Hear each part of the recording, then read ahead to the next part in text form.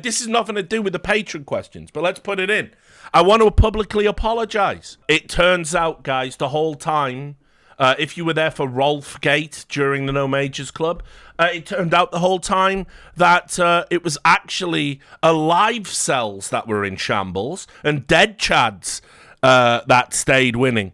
So it turned out, yes, the Dead Chads were right the whole time. A crazy story, just in case you're a regular viewer and you weren't there for the No Majors Club, or you're just a patron and you're like, what the fuck's going on here? Why is he talking about Rolf Harris? Why is he talking about a 93-year-old dead pedophile? It's a very good question. So basically, when we were doing the No Majors Club, a guy, I presume from Australia, came into the chat and said, I've just been texted by my mate who says he knows for a fact that Rolf Harris is dead.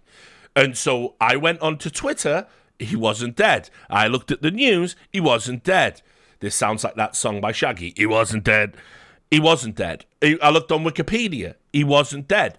And so I said to him, this is how misinformation spreads, brother. This is how misinformation spreads. We had a whole day of Rolf Watch, as Jai says. Then another day of Rolf Watch, another day of Rolf Watch, and then we just concluded that this was misinformation. Now, here's the crazy thing.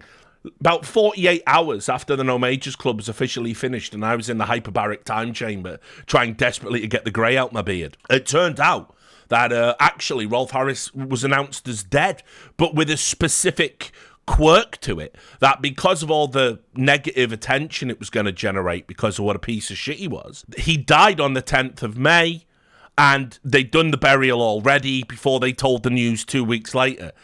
That guy came into the chat and said that, I think it was the 10th of May. So it turned out the guy was right the whole time. And listen, I don't know why you're getting text updates from nonces. I don't know what that's about. Don't want to know. But at the end of the day, when you're right, you're right. And he was right and I was wrong. So I want it on the record, the chatter was right.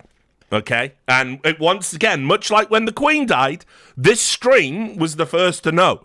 We knew, I think it was 48 hours before the Queen died, because some contact of mine, a source, works as a real journalist, hit me up and said, yeah, we're on standby. We've been told she's on her way out. We've all wrote the obits and we're ready to go.